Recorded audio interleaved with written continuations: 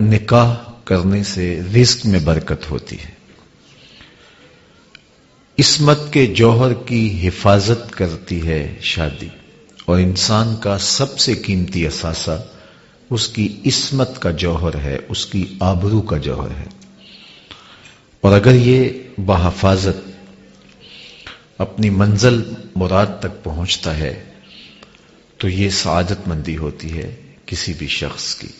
کسی نے کہا تھا کہ یہ ایک آزمائش بھی ہے جوانی، اور حضور نے بڑی خوبصورت بات ارشاد فرمائی، یا معاشر الشباب من استطاع منکم الباء فلیتزوج فإنہ اغض للبصر واحسن للفرج فمن لم یستطع فعلیہ بالصوم فإنہ لہ وجاء۔ اے جوانوں کے گروہ، تم میں سے جو نکاح کرنے کی استطاعت رکھتا ہے وہ دیر نہ کرے، بہت جلد نکاح کر لے، یہ نظر کا پارسائی کا محافظ ہے۔ اور اگر تم میں سے کوئی شخص نکاح کرنے کی فی الحال استطاعت نہیں رکھتا، مالی حالات اجازت نہیں دیتے، مناسب رشتہ نہیں ملتا، تو فرمایا کثرت کے ساتھ روزے رکھے۔ روزے قاطع شہوات ہیں۔ سب سے قیمتی اثاثہ وہی ہے جو انسان محفوظ کر پائے۔ اس کائنات کا سب سے خوبصورت چہرہ وہی ہے جو جنسی کالک سے اپنے آپ کو محفوظ رکھ پائے۔ تو یہ نکاح کے مقاصد سے ہے عصمت کے جوہر کی حفاظت۔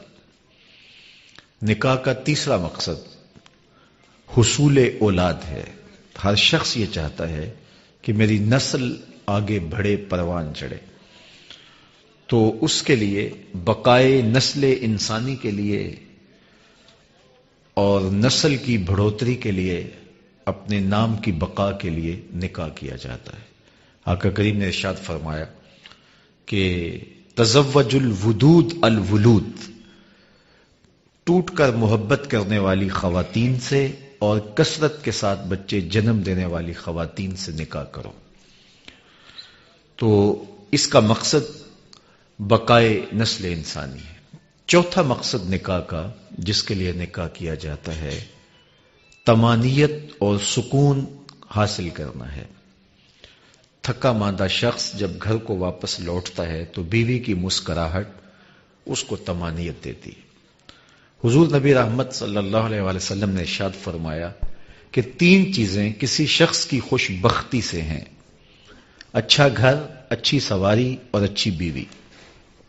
اچھا گھر اسے کہتے ہیں جو کشادہ ہو۔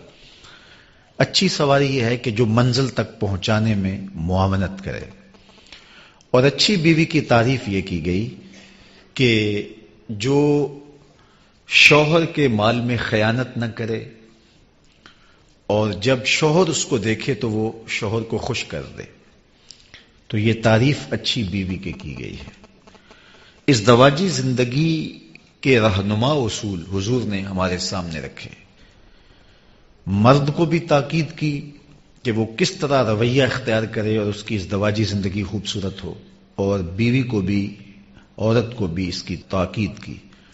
اس سے جامع اور کوئی بات خاتون کے لیے نہیں ہو سکتی جو حضور نے مرد کے حقوق کو بیان کرتے ہوئے ارشاد فرمائی۔ ایک شخص کا اونٹ پاگل ہو گیا، دیوانہ ہو گیا، تو وہ حضور کی خدمت میں حاضر ہوا کہ یا رسول اللہ صلی اللہ علیہ وسلم، میرا اونٹ پاگل ہو گیا۔ اب کسی شخص کا اونٹ پاگل ہو جائے، یا کسی کا گدھا خراب کرے، یا کسی کی گائے خراب کرے، تو میرے پاس تو ابھی کبھی کوئی نہیں آیا کہ جناب ہمارے بیل ہمیں خراب کر رہے ہیں تو آپ کوئی اس کا علاج کیجئے، چونکہ انہیں پتا ہے ان سے مسئلہ پوچھنا ہے، یہ ان چیزوں کا علاج نہیں جانتے۔ لیکن صحابہ اپنے ہر دکھ کا مداوع حضور کو جانتے تھے، انہیں پتا تھا ہر درد کا دارو یہاں ہے، ہر مرض کا علاج یہاں ہے۔ تو وہ حضور کے پاس آ کے حاضر ہو کے عرض گزار ہوئے کہ حضور اونٹ دیوانہ ہو گیا ہے، اور جب اونٹ دیوانہ ہو جائے تو سخت نقصان دہ ہوتا ہے۔ ویسے جتنے بھی جانور ہیں ان میں سے اونٹ کی تخلیق مختلف ہے۔ اللہ تعالیٰ نے قرآن مجید میں ارشاد فرمایا افلا ينظرون الى الابل كيف خلقت، وہ ذرا غور کر لیں اونٹ کی طرف، اس کو کیسے پیدا کیا گیا۔ اس کی تخلیق بھی تھوڑی سی مختلف ہے اور اس کی عادات بھی مختلف ہیں۔ ہر سواری پر چھلانگ لگا کے بیٹھنا پڑتا ہے، لیکن یہ اپنے سوار کے لیے خود بیٹھتا ہے۔ یہ بار برداری کے کام بھی آتا ہے، سواری کے کام بھی آتا ہے، دودھ بھی دیتا ہے، اس سے پرورش اور نسل کی بڑھوتری بھی ہوتی ہے، اور یہ اس کا گوشت کھانے کے کام بھی آتا ہے۔ اور یہ متی اتنا ہے کہ 4 سال کا بچہ اس کی نکیل پکڑے اور جہاں مرضی لے جائے۔ لیکن جب یہ بگڑتا ہے تو اتنا نقصان دہ ہوتا ہے کہ پھر کسی کے قابو میں نہیں آتا۔ تو پرانے باغات مسجد نبوی میں آپ لوگوں نے اگر سفر کیا تو دیکھے ہوں گے کہ آج بھی 4 دیواریوں میں ہے۔ تو اس 4 دیواری کے اندر اس کو بند کیا اور حضور کی خدمت میں آ کے صحابی نے عرض کی حضور اونٹ پاگل ہو گئے، تو حضور علیہ السلام اس کے ساتھ چل دیے۔ صحابہ بھی ساتھ تھے، فرماتے ہم ڈر گئے کہ اونٹ دیوانہ ہو جائے تو سخت نقصان دیتا ہے، اور حضور اس کے ساتھ چل پڑے ہیں۔ خیر، اطاعت و انقیاد کا تقاضا بھی یہی تھا، حضور کے ساتھ گئے۔ جب دروازہ کھولا باغ کا اور حضور داخل ہوئے، دوسرے کنارے اونٹ تھا تو وہ دوڑتا ہوا آیا۔ تو کہتے ہم ڈرے، لیکن جو ہی وہ قریب آیا تو اس نے اپنی پیشانی حضور کے قدموں میں رکھ دی اور سجدہ ریز ہو گیا۔ تو صحابہ کی زبان سے برجستہ جو جملہ نکلا وہ یہ تھا، نحنو احق ان نسجد للنبی صلی اللہ علیہ وآلہ وسلم، حضور ہمارا بھی جی چاہتا ہے کہ ہم آپ کو سجدہ کریں۔ اونٹ ہو کے آپ کو سجدہ کر رہا ہے تو ہم تو سینے میں دھڑکتا ہوا دل رکھتے ہیں، تو ہماری پیشانیاں بھی آپ کے لیے جھک جائیں۔ اگرچہ یہ تہجد کا سجدہ تھا جس کی اجازت مانگی، سجدہ تعبدی عبادت کا سجدہ کبھی کسی شریعت میں جائز نہیں رہا، اور نہ صحابہ اس کی اجازت مانگ سکتے تھے۔ تہجد کا سجدہ جس طرح فرشتوں نے آدم علیہ السلام کو کیا، یہ حضرت یوسف علیہ السلام کے بھائیوں نے حضرت یوسف علیہ السلام کو کیا، تو یہ تعظیمی سجدہ ہے۔ تو کہا حضور ہمارا بھی جی چاہتا ہے، نحنو احق ان نسجد للنبی صلی اللہ علیہ وآلہ وسلم، ہمارا جی چاہتا ہے کہ ہم آپ کو سجدہ کریں۔ تو آقا کریم نے فرمایا میری شریعت میں روا نہیں، اور اگر جائز ہوتا تو میں بیوی کو حکم دیتا کہ وہ شوہر کو سجدہ کرے۔ شوہر کے حقوق جو بیوی پر عائد ہوتے ہیں ان کو بیان کرنے کے لیے اس سے بہتر کوئی مثال نہیں ہو سکتی ہے۔ تو یہ اتنا جامع بیان ہے شوہر کے حقوق کے حوالے سے کہ اگر یہ صرف ایک حدیث بیوی ملحوظ رکھے تو اس دواجی زندگی میں تلخی نہیں آ سکتی۔ دوسری جانب شوہروں کو بیویوں کے ساتھ حسن سلوک کرنے کی تلقین کرتے ہوئے آقا کریم نے ارشاد فرمایا کہ اگر تمہیں بیوی کی کوئی عادت ناپسند ہے تو کوئی ایسی عادت بھی تو ہوگی جو تمہیں پسند ہوگی۔ چونکہ طبائع میں اختلاف یہ قدرت کی کرشمہ سازی ہے، تنوع طبیعت کے اندر یہ ایک لازمی امر ہے۔ 2 آدمیوں کے درمیان مکمل موافقت پائی جائے، جب کہا جاتا ہے کہ 2 تو بس ایک ہی صورت ہیں، ان کی عادات، خصائل، طرز زندگی، انداز معاشرت بالکل ملتا جلتا ہے، تو دنیا کے ماہرین کہتے ہیں کہ 2 آدمیوں کے مابین مکمل موافقت اگر مان لی جائے تو وہ 80% ہوگی، 20% پھر بھی طبیعتوں میں اختلاف پایا جائے گا، یہ فطرت کا حسن ہے۔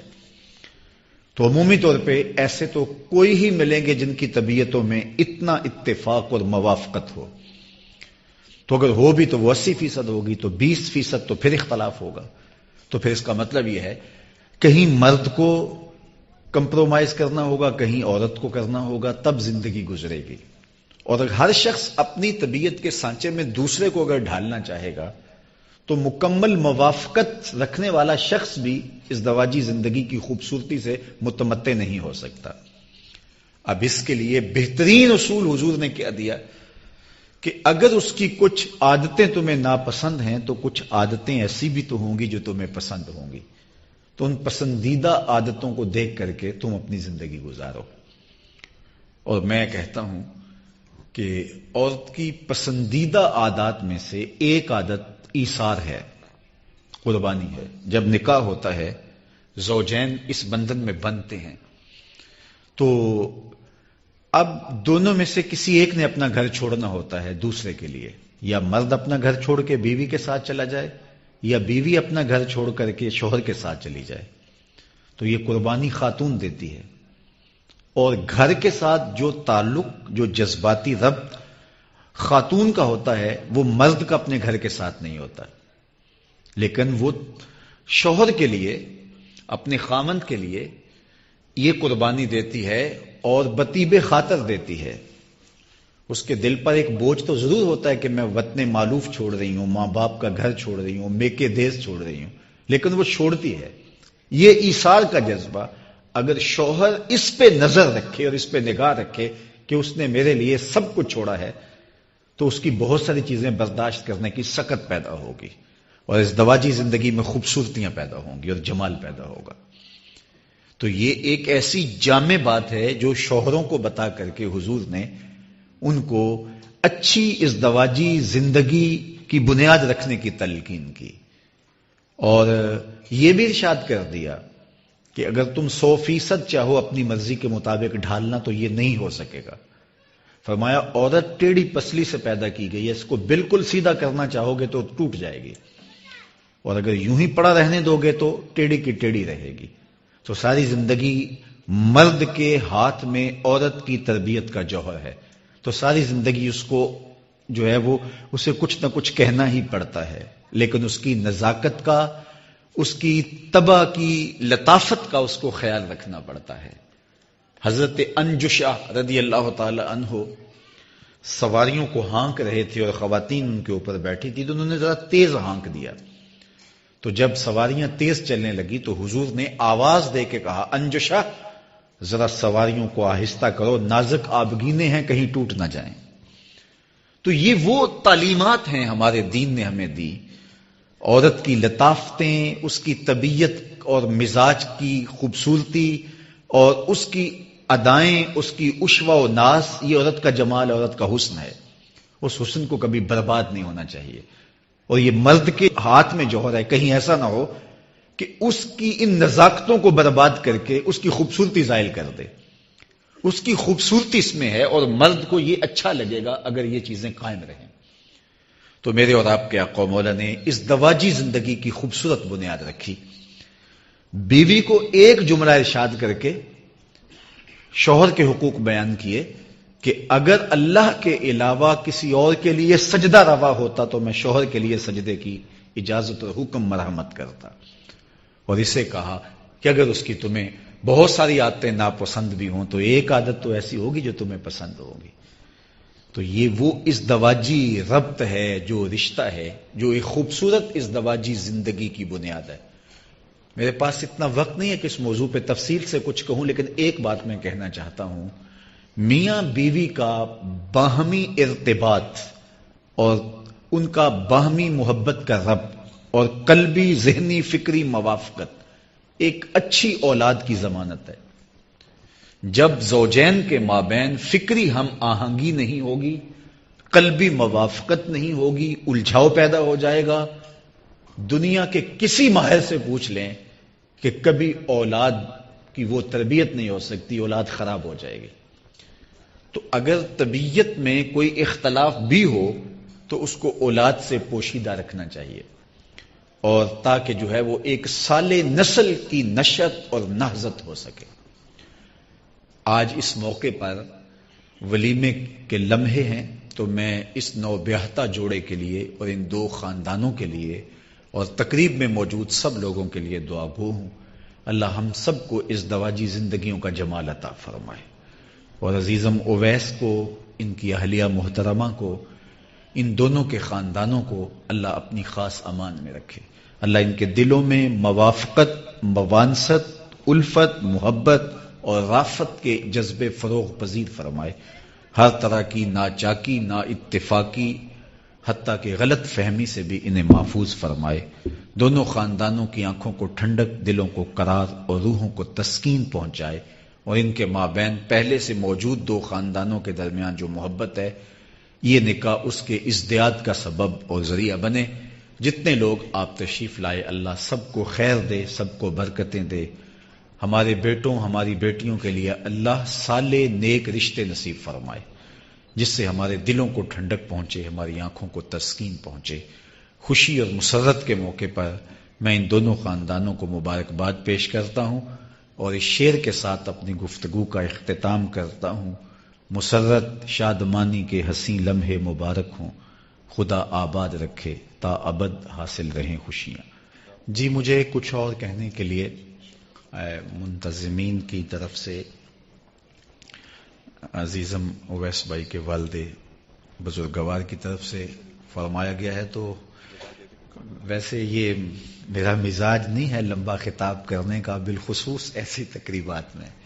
ہماری فقہ کا مسئلہ ہے کہ وَطَعَامٌ تَتُوقُ إِلَيْهِ النَّفْسُ، ایسا کھانا جس کی طرف طبیعت کا میلان ہو، اس کی موجودگی کے اندر اگر نماز جماعت کے ساتھ کھڑی ہو تو وہ جماعت ساقط ہو جاتی ہے۔ آپ پہلے کھانا کھائیں اور پھر اس کے بعد جا کے نماز پڑھ لیں، یعنی حضوری جماعت بھی شریعت ساقط کر دیتی ہے ایسے کھانے کے وقت جس کی طرف طبیعت کا میلان ہو۔ تو جب جماعت بھی ساقط ہو جاتی ہے تو میری تقریر ساقط کیوں نہیں ہوگی؟ لیکن چونکہ ان کا حکم ہے اس لیے میں چند لمحے کچھ اور اس عنوان سے گفتگو کر دیتا ہوں۔ جی اللہ آپ کو جزائے دے، کھانا بھی اس دوران میں لگ جائے گا اور انشاءاللہ ہماری گفتگو بھی میں تو اپنے حساب سے مکمل کر چکا، مزید زیادات کہہ لیجیے۔ اللہ آپ کو اپنی خاص رحمتوں اور کرم نوازیوں سے مالا مال فرمائے۔ اچھا، میں نے ابتدا میں ایک جملہ کہا کہ جو نکاح ہے اس کے جملہ مقاصد میں سے ایک مقصد عصمت کے جوہر کی حفاظت ہے، اور یہ بڑا بنیادی مقصد ہے نکاح کا۔ لہذا تقریب نکاح کا مرتب ہونا اور منظم ہونا اس طرح سے چاہیے کہ یہ تقاضا پورا ہو رہا ہو۔ چونکہ نکاح کا مقصد یہ ہے تو پھر تقریب نکاح ایسی نہیں ہونی چاہیے کہ جس سے یہ تقاضا منہدم ہو جائے۔ آج کل ہماری شادیاں، ہمارے بیاہ اور ہماری تقریبات جس طرح بے حیائی، حیا باختگی اور بے شرمی کا مرقع بن گئی ہیں، اور اس کو فیشن کا نام دے دیا جاتا ہے یا خوشی کا موقع ہے تو کوئی حرج نہیں ہے یہ کہہ کر کے اس کی اجازت فراہم کر لی جاتی ہے، جبکہ یہ شادی کے بنیادی مقصد کے ہی برعکس چیز ہے، جبکہ شادی کا مقصد عصمت کے جوہر کی حفاظت ہے۔ تو یہ ایک بدبختی ہے جو شادیوں کے اندر در آئی ہے، اور جس کے نتیجے کے اندر ہماری ازدواجی زندگیوں سے برکت اٹھ جاتی ہے۔ جس کام کا آغاز ہی شریعت بیضا کی مخالفت اور اقدار عالیہ کا ذبح کرنے کے بعد ہی جس کا آغاز ہوگا تو اس میں برکات کبھی بھی پیدا نہیں ہو سکتی۔ بعد میں لوگ یہ کہتے ہیں کہ ہم نے تو اتنی خوشیوں سے، اتنے چاؤ سے شادی کی لیکن اس کی خوشیاں ہمیں نصیب نہیں ہو سکی، تو وہ اس لیے نہیں ہو پاتی کہ اس سے برکت کو ہم زائل کر دیتے ہیں اور برکت ختم کر بیٹھتے ہیں، اور اس کا سبب یہ ہے۔ تو یہ بات ذہن میں رکھیے کہ خوشی ہو یا غم کا مرحلہ، ہمیں کسی موقع پر بھی شریعت سے تجاوز کرنے کی سرے منہ بھی اجازت نہیں ہے۔ خوشی کے موقع پر بھی ہم شریعت بیضا کی مطابقت میں زندگی گزاریں گے، غم کے موقع پر بھی شریعت بیضا کی مطابقت میں ہم زندگی گزاریں گے۔ یہ نہیں ہے کہ ایک موقع ہمیں اجازت دے دی جائے اور دوسرا موقع ہے اس وقت ہم مستحبات اور مباحات کا خیال بھی رکھتے رہیں۔ غم کے موقع پر ہم ہر چیز کا خیال رکھیں، جو چیزیں اباحت کی حد تک ہیں یا استحباب کے زمرے میں آتی ہیں ہم ان کا بھی خیال رکھیں۔ میں نے ابھی تک کسی کو نہیں دیکھا کہ اس نے اپنے مردے کو کفن دیا ہو تو سفید رنگ سے علاوہ کسی اور رنگ کا کفن دیا ہو، کسی نے سیاہ کفن ڈال دیا ہو یا اور کسی رنگ کا کفن ڈال دیا ہو۔ حالانکہ کفن تو کسی بھی رنگ کا ہو سکتا ہے، لیکن مستحب یہ ہے کہ سفید رنگ کا کفن ہو۔ فرمایا اپنی مسجدوں کو زینت سفید رنگ سے دو اور اپنے مردوں کا کفن سفید رنگ کا ڈالو، تو مستحب یہ ہے۔ لیکن اگر کسی نے کسی اور رنگ کا کفن ڈال دیا تو شرعاً جائز ہوگا، لیکن آج تک ایسا میں نے آج تک نہیں دیکھا، شاید آپ نے بھی نہ دیکھا ہو، چونکہ فوتگی کا موقع ہے اور ہم ایک استحباب کا بھی اتنا لحاظ رکھتے ہیں۔ اور شادی کے موقع پر صرف بعض تقاریب میں تو صرف نکاح ہوتا ہے جو شریعت کے ضابطوں کی مطابقت میں ہوتا ہے، باقی سب کچھ ہماری یہ علاقائی رسم ہے، یہ خاندانی رسم ہے، یہ جو ہے وہ سسرالی طرف سے آنے والی رسم ہے، یہ ہماری گلی کی ہے، یہ بچیوں کی رسم ہے، یہ دولہا کے دوستوں کی رسم ہے. تو ہم نے سب کچھ دائیں بائیں سے جمع کر کے اور بہت ساری چیزیں ہم ہندوستانی تہذیب سے لے کر کے اپنے نکاح کے اندر اس کو ایک مغلوبہ بنا لیتے ہیں. اور وہ چیزیں جن سے شریعت نے دو ٹوک منع کیا ہے اور واضح اور دو ٹوک روک دیا ہے، اور اس کو ہم شامل کر کے اس کو شادی کی خوشی قرار دیتے ہیں. مجھے ایک سادی سی بات بتائیے کہ جب شادی اور نکاح کی تقریب ہونے جاتی ہے تو خاندان کے اندر کچھ لوگ ناراض بھی ہوتے ہیں، روٹھے بھی ہوتے ہیں. تو اس موقع پر ایک اچھی بات ہے کہ سب کو جوڑ لیا جاتا ہے. خاندان کے بڑے بوڑھے مل کے کہتے ہیں کہ ماما ناراض ہے تو اس کو راضی کر لیا جائے، چچا ناراض ہے تو اس کو راضی کر لیا جائے، پھپھو ناراض ہے تو اس کو باقاعدہ وفد بن کے جاتے ہیں اور ان کی باتیں بھی سنتے ہیں. یہ بڑے خاندانوں کے اندر بوڑھے اچھے بزرگ ہوتے ہیں جن کی کوشش ہوتی ہے کہ اس موقع پہ کوئی ناراض نہ رہے، خوشی کا موقع ہے. تو ماموں بھی آ گئے، چچا بھی آ گئے، خالہ بھی آ گئی، پھپھو بھی آ گئی، سب راضی ہو گئے.